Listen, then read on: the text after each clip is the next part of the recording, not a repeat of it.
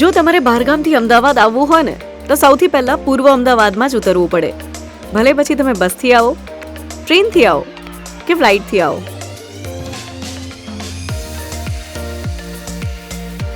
ભારતના ગતિશક્તિ પ્રોજેક્ટની જેમ ઈસ્ટ અમદાવાદના કનેક્ટિવિટીની ગતિ અને શક્તિ બંને મજબૂત છે. તમને અહીંયા એએમટીએસ તો મળશે, જોડે બીઆરટીએસ પણ મળશે. અને એમાં પણ હવે તો પૂર્વ અમદાવાદની બ્યુટીને 4 ચાંદ લગાવતી હોય એ રીતે મેટ્રો પણ દોડવા લાગી છે. દિવસના હજારો પેસેન્જર્સની અવરજવર વચ્ચે કાલુપુર રેલવે સ્ટેશન હવે વધારે મોડર્ન બનવાનું છે. આઈ એમ શ્યોર તમને ખબર હશે.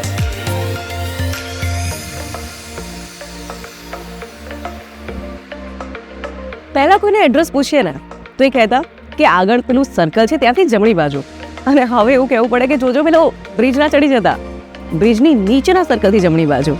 શું કરીએ ભાઈ, અમદાવાદમાં બ્રિજ જ એટલા બધા બની ગયા છે. વડોદરા અને સુરત જતા એક્સપ્રેસ વેનું પ્રવેશ દ્વાર પણ પૂર્વ અમદાવાદમાં જ છે.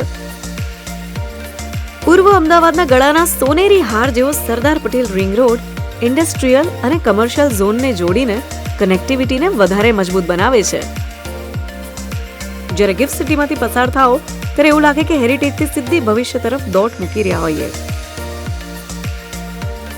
નો વન્ડર કે કેમ પૂર્વ અમદાવાદ પોતાની આગવી કનેક્ટિવિટી થકી દરેક ક્ષેત્રે હરણફાળ ભરી રહ્યું છે. શું તમે પણ કરવા માંગો છો પૂર્વ અમદાવાદના દિલની વાત? તો ઉઠાવો મોબાઈલ અને બનાવો એક વિડીયો. પૂર્વ અમદાવાદ વિશેની તમારા દિલની વાત અમારા દિલને ટચ કરી જશે ને તો ગિફ્ટ હેમ્પર્સ તમારા.